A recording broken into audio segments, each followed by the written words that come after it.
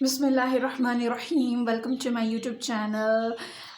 It's a huge welcome to all of you guys because it is my very first video on my YouTube channel. As you guys can see that I have just recently make my account.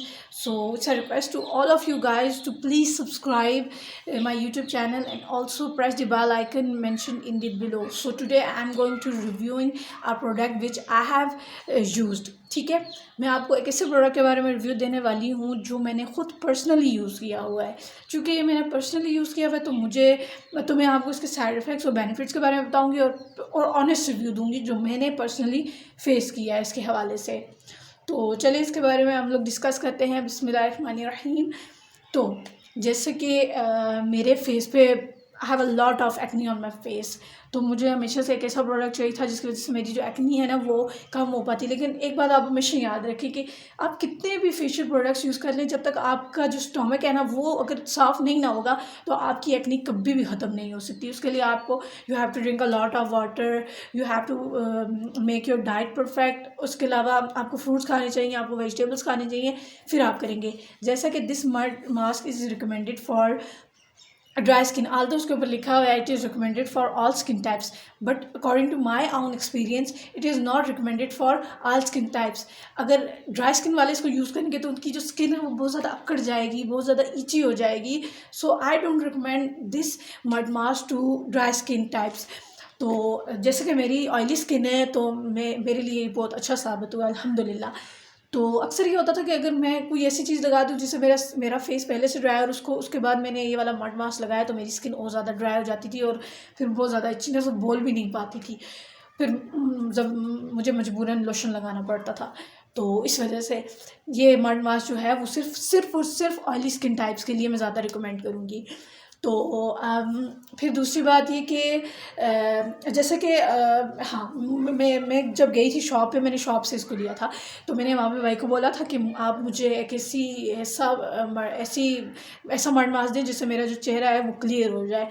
क्योंकि इससे पहले मैंने जो mud mask use किया हुआ था वो cosmic वालों का मड मास्क था। उसको यूज़ करने से मेरी वो प्योरली मतलब वो नेचुरल नहीं था, वो केमिकली था। क्योंकि हमारी जो एक्नी है ना उसको कभी भी कम करने के लिए हम लोग कभी भी इतना नेचुरल इंग्रेडिएंट्स नहीं यूज़ करते। थोड़ा सा चूँकि इतनी सीवियर किस्म की एक्नी होती है तो उसके लिए हमें थोड़ा सा हाई लेवल का केमिकली ट्रीटमेंट लेना पड़ता है। तो जब मैं शॉप पे गई तो मैंने उन्हें बोला कि आप मुझे कोई ऐसा मड मास्क दें जिससे मेरी जो है एक्नी के जो स्कार्स हैं वो ख़त्म हो जाएं। तो उन्होंने कहा कि अच्छा चले हम आपको रिकमेंड करते हैं। फिर उन्होंने मुझे ये वाला दिया, आई थिंक 400 मुझे कॉस्ट पड़ी इसकी। तो ये लगाने से मैं मतलब उन्होंने इस बात का कि उन्होंने मुझे ये बात बोली थी कि ये प्योरली नेचुरल है, इसमें बिल्कुल भी कोई हार्मफुल इंग्रेडिएंट्स नहीं है, कुछ भी नहीं है। हालांकि देवर लाइंग, इसमें अल्कोहल भी है, इसमें बहुत ज़्यादा इंग्रेडिएंट्स में। और हमेशा वो वाला प्रोडक्ट लिया करें जिसके ऊपर इंग्रेडिएंट्स मेंशन होते हैं ताकि आपको उसका अच्छा और बुरा दोनों का पता चल सके।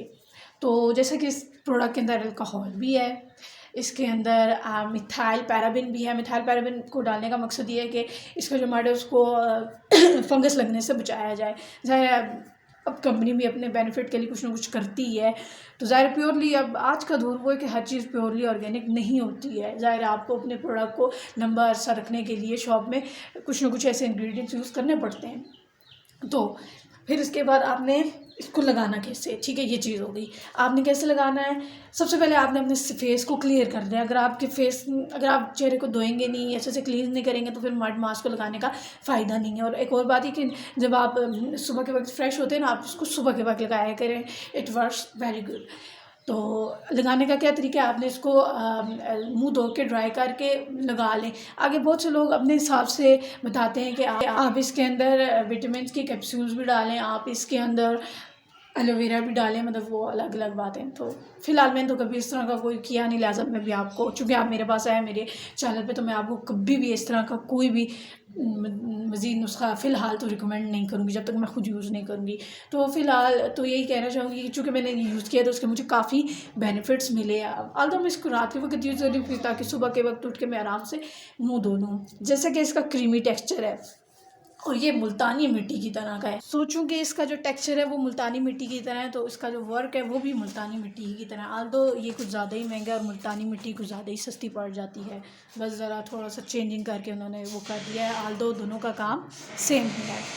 सो अगर आप इससे अगर कोई सस्ती चीज़ लेना चाहते हैं तो मैं आपको मुल्तानी मिट्टी ही रिकमेंड करूँगी, क्योंकि वो भी यही काम करता है। फिर एक बात आ जाती है, बहुत से लोग अगर आप जाएंगे यूट्यूब चैनल पे तो बहुत से लोग बोलेंगे आप इसके अंदर एलोवेरा डालें, इसके अंदर रोज़ वाटर डालें, इसके अंदर ये डालें। फ़िलहाल मैं अपने इस चैनल पे आपको तब तक कोई चीज़ रिकमेंड नहीं करूँगी जब तक वो मैं खुद अपने ऊपर ना यूज़ कर लूँ। तो लिहाजा मैं आपको ये कहूँगी बस चेहरे को क्लींस करके आप इसको यूज़ कर लें। फ़िलहाल तो यही, बाकी इट्स अप टू यू। अगर आपकी स्किन ऑयली है तो you have must buy it, ठीक है। और अगर नहीं है तो आप ना करें। तो आज का व्यू जस्ट इतना ही था, और इसके बाद में मैं आपको बहुत सारे प्रोडक्ट्स का व्यू इंशाल्लाह देती रहूँगी, लेकिन उन्हीं का दूंगी जो मैंने खुद अपने ऊपर एक्सपीरियंस किए होंगे, ताकि मैं आपको अच्छे से बता पाऊँ। और आपसे मेरी रिक्वेस्ट है कि प्लीज़ मेरे चैनल को सब्सक्राइब करें और बेल आइकन को भी प्रेस करें, और please give me a support so that I can be your way better इंशाल्लाह।